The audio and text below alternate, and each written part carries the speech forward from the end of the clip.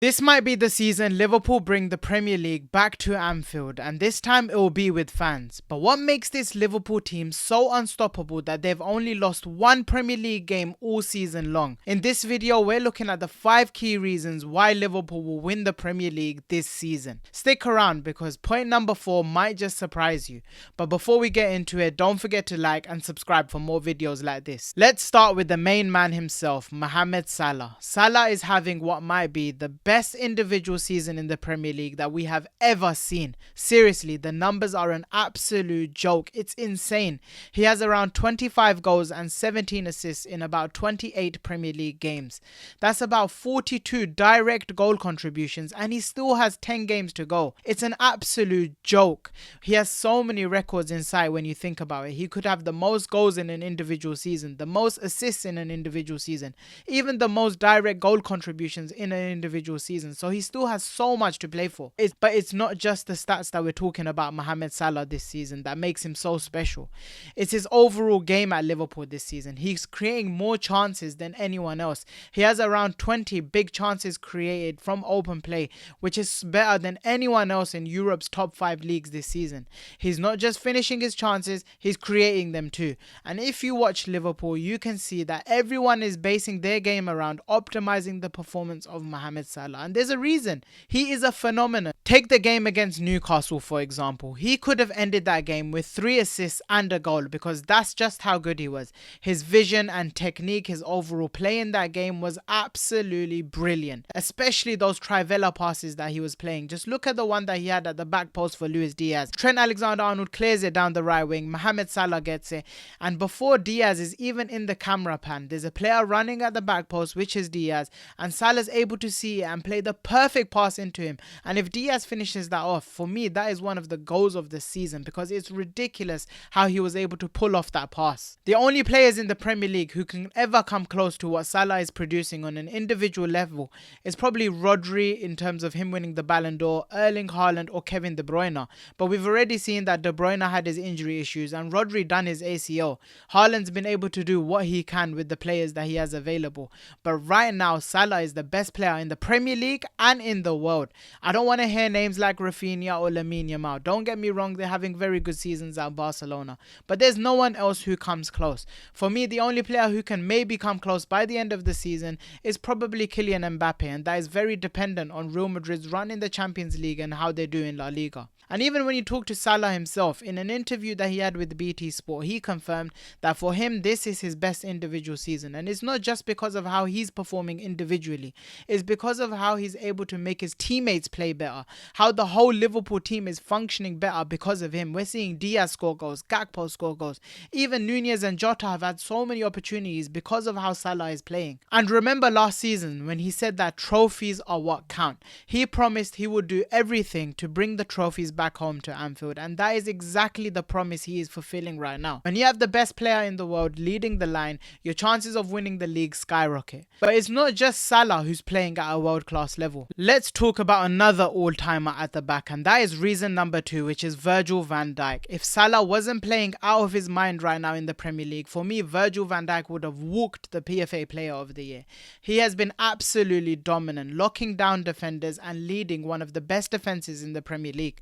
And here's the crazy part. Liverpool don't even play defensive like that. When you look at their fullbacks, Trent Alexander-Arnold, Andy Robertson, 2 fullbacks who are much better offensively than they are defensively. When you look at the defensive midfielder, it's Ryan Gravenberch. That's someone who's definitely there for what he provides on the ball than off the ball. So that means even though he has all of these players around him, him and Konate are the ones who are having to lead this defense on a defensive point of view. And yet he's still been nearly unbeatable. Even when Robertson gets caught out of position, Virgil van Dijk is there to clear it up. Even when Trent Alexander-Arnold's being lazy at right back, Virgil van Dijk is there to clean everything up. His positioning this season has been absolutely brilliant. His one-on-one defending, it's almost impossible to try and beat him on the 1v1s. There's a reason why I say stop comparing him to Ruben Diaz. Stop comparing him to William Saliba. He is different. When you look at William Saliba, right? For Arsenal, they have 4 centre-backs at the back most of the time, or whether they're playing normal fullbacks, they're very defensive. They have 2 defensive midfielders in front, whether that's Declan Rice, Thomas Partey or Jorginho. The wingers have to defend, the attackers have to defend. All of these players are creating that defensive base, which allows Saliba to look so good. On an individual basis, Saliba is very good too, but nowhere near Van Dijk. And then when you look at what Ruben Diaz was doing when Manchester City were good, they had similar where they were playing 4 centre-backs, where they had Rodri in front of him. Virgil van Dijk is doing this on an individual basis. He is absolutely undefeatable. But it's not just his defending that makes Virgil van Dijk so good. His ability on the ball as well has gone another level this season. Under Arne Slot, he's been asked to have a lot more of the ball. He's been having to build the ball up from the back. Whether it's a long switch to Mohamed Salah, whether it's a line breaking pass, or calmly dribbling out of pressure, Virgil van Dijk has made it look so easy. He is, for me, in my opinion, the most complete centre-back I have ever watched in the Premier League. Aerial dominance, world-class passing, and an aura that makes attackers hesitant. He has it all. And when you pair him with the fact that he has Ibrahima Konate and Alisson in goal, you have a defensive core that can win you titles, and that is what we are seeing right now. But it's not just a great attack and a solid defence that wins you titles. It's not enough on its own. You need control in the middle of the pitch, and that brings us to point number 3. Last summer, Liverpool had a midfield rebuild under Jurgen Klopp, under Jörg Schmack, and it is completely easy to say that that was a complete success. The likes of Dominic Szoboszlai, Ryan Gravenberch, Alexis McAllister, and when you add Curtis Jones, have built the platform in midfield to allow Liverpool to thrive.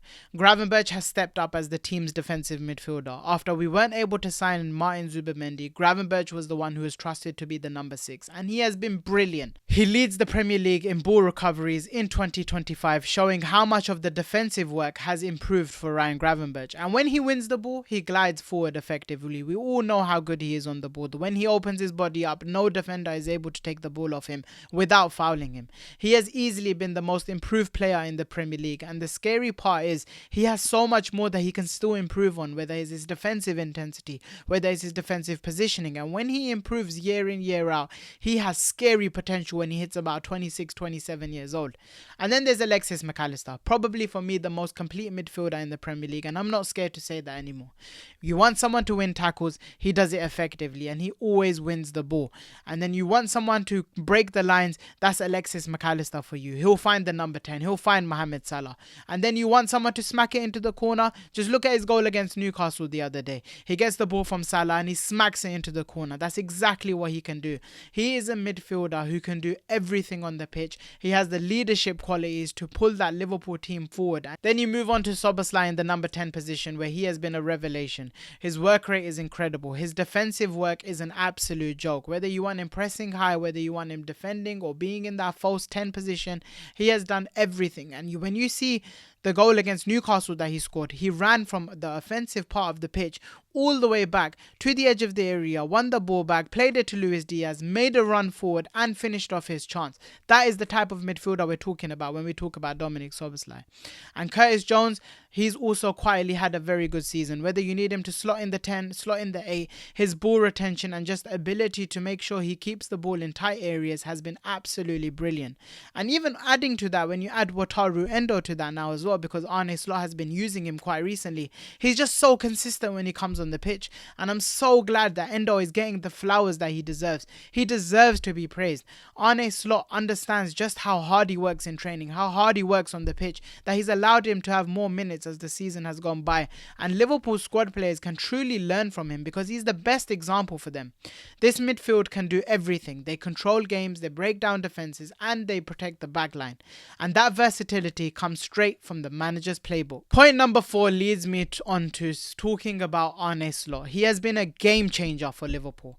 He's shown he can adapt his tactics depending on what opposition is coming up, and even mid-game when something's not working, he's able to change the team so that Liverpool get the advantage again. We saw against teams like Chelsea and Manchester City, Liverpool were very rigid defensively. In the second half, we literally did not want to attack once we had a lead, and we were able to see out the games. And then you have games like Manchester United at home or Tottenham, where we completely dominated them, free-flowing football, scoring 6 goals or 3 goals. And you can see that this team can adapt to so many situations, but that comes from the fact that the manager is able to coach those situations to these players. Every single game week, from game week 1 up until now, Arne Slot has been learning about the Premier League and about his players and how he can use them to make sure he wins games and wins trophies at the end of it. Because even if you look at it just recently, in the Everton game where Liverpool drew, he didn't bring on Wataru Endo to see out the game. Ever since then, and Liverpool have been in tight games, he's brought on Wataru Endo to see out games, and they've been able to see out the games because Arne Slot is continuously learning about his team. Liverpool lead the league in both expected goals and expected goals against. They're very tight with Arsenal on that one, but it just shows how balanced and well coached they are. And a special shout out needs to go out to Ruben Peters. He has helped transform the team's fitness. When you look at where Liverpool were last season, at this time, they had a long list of injuries to the point that they had to play kids in a Carabao Cup final against Chelsea.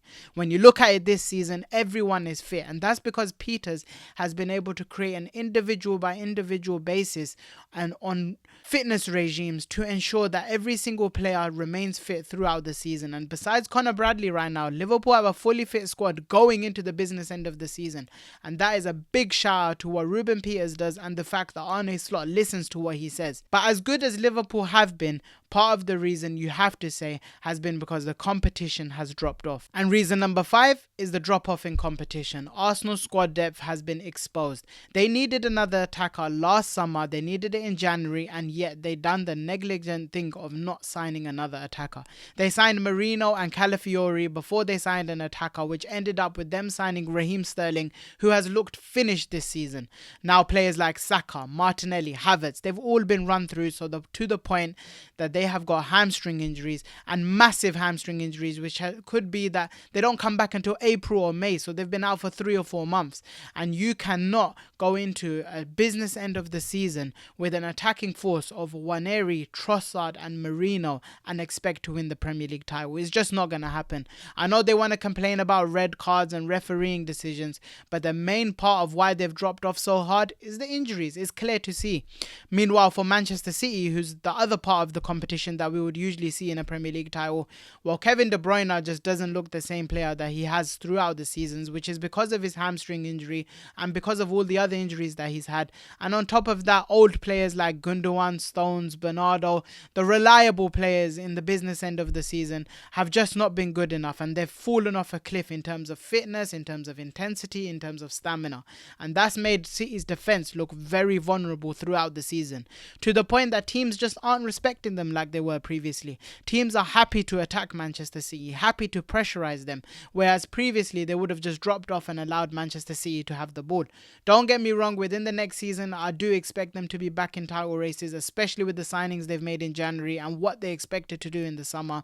Take into account they have Erling Haaland up front, which is an absolute monster, that he can score 20 plus goals in a season where Manchester City have been so poor. With their main rivals faltering, Liverpool have taken full advantage, and that's the mark of a true championship team. There you have it, the 5 biggest reasons for me why Liverpool will win the Premier League title this season, with Salah playing like the best player in the world, Virgil van Dijk being a rock at the back, Arne Slot's tactical versatility alongside a midfield that has been absolutely brilliant this season, and then the drop off in competition from Arsenal and Manchester City throughout the season.